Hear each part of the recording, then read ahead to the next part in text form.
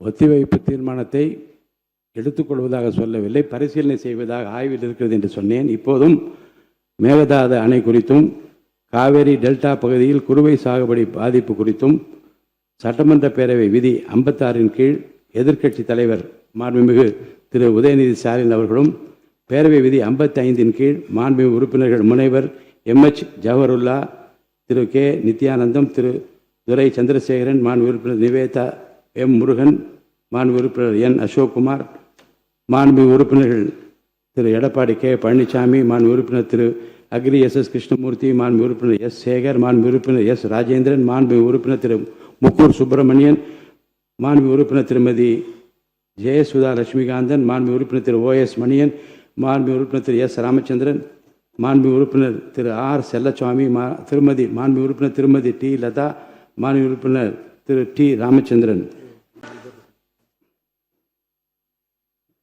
மாண்பு உறுப்பினர் முனைவர் சௌமியா அன்புமணி, மாண்பு உறுப்பினர் திரு கணேஷ்குமார், மாண்பு உறுப்பினர் வைத்தியலிங்கம், மாண்பு உறுப்பினர் திரு சிவகுமார் ஆகியோரும் முன்னறிப்பு கொடுத்துள்ளார்கள். இவற்றில் நான் சிறப்பு கவன ஈர்ப்பு தீர்மானமாக மட்டும் எடுத்துக்கொள்கிறேன். கட்சிக்கு ஒரு வீதம் மாண்பு உறுப்பினர்கள் இப்பொருள் குறித்து சுருக்கமாக கூறி அரசின் கவனத்தை ஈர்க்கலாம். மாண்புமிகு எதிர்க்கட்சி தலைவர் அவர்கள்.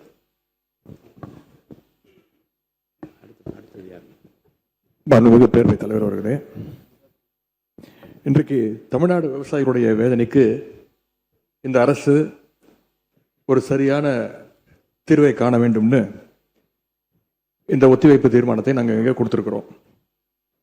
இந்த ஒத்திவைப்பு தீர்மானத்தை கொண்டுவதற்கு 4 முக்கிய காரணங்கள் இருக்கின்றது. முதல் காரணம், மேகதாது அணை கற்ற கர்நாடக அரசை தடுக்க இந்த அரசு என்ன நடவடிக்கை எடுத்திருக்கிறது என்று இந்த அவைக்கு நீங்கள் தெரிவிக்க வேண்டும்.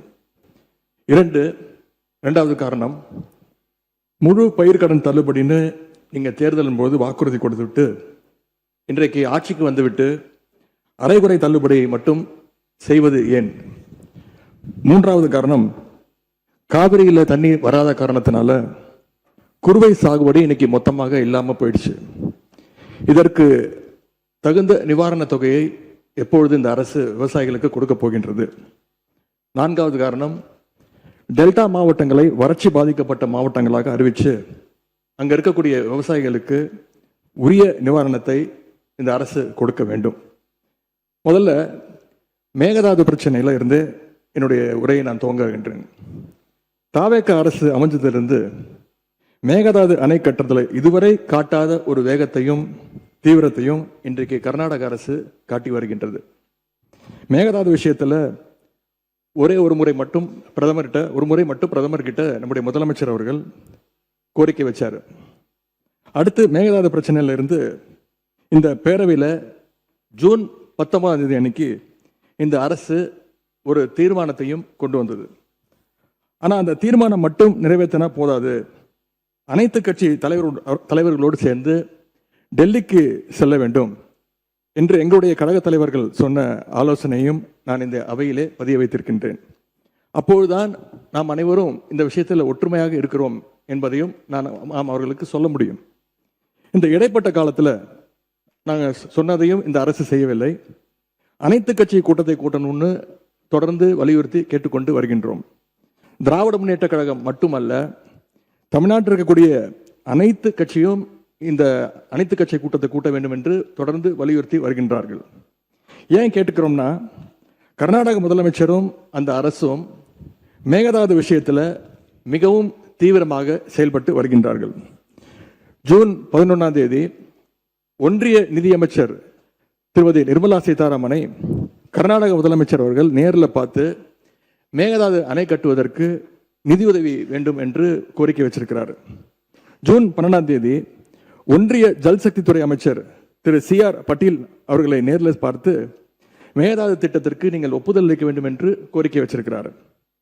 ஜூலை 27 அன்றைக்கு நாடாளுமன்றத்தில் ஒன்றிய ஜல்சக்தித்துறை அமைச்சர் இணையமைச்சர் மேகதாதுல அணை கட்ட தமிழ்நாடு, புதுச்சேரி மாதிரியான கீழ்ப்படுகை மாநிலங்கள், அதாவது லோவர் ரிப்பேரியன் ஸ்டேட்ஸ், அதனுடைய அனுமதி தேவையில்லை என்று கூறியிருக்கிறார். அதே நாள் ஜூலை 27ஆம் தேதி டெல்லியில் கர்நாடகத்தைச் சேர்ந்த அனைத்து கட்சி எம்பிக்கள் கூட்டத்தை கர்நாடக முதலமைச்சர் அவர்கள் நடத்தியிருக்கிறார். கர்நாடக அமைச்சர் திரு ராமலிங்க ரெட்டி, கர்நாடக அரசுடைய டெல்லி பிரதிநிதி, கர்நாடக அரசுடைய தலைமை வழக்கறிஞர், மூத்த அதிகாரிகள் எல்லாரும் கூட சேர்ந்து மேகதாது சம்பந்தமாக அந்த மாநில முதலமைச்சர் ஆய்வுக் கூட்டத்தையும் நடத்தியிருக்கிறார். எல்லாத்துக்கும் மேலே ஆகஸ்ட் 2ஆம் தேதி பெங்களூரில் அனைத்து கட்சி கூட்டத்தை கூட்டுறோம்னு கர்நாடக முதலமைச்சர் அனைத்து கட்சிக்கும் அழைப்பும் விடுத்திருக்கிறார்.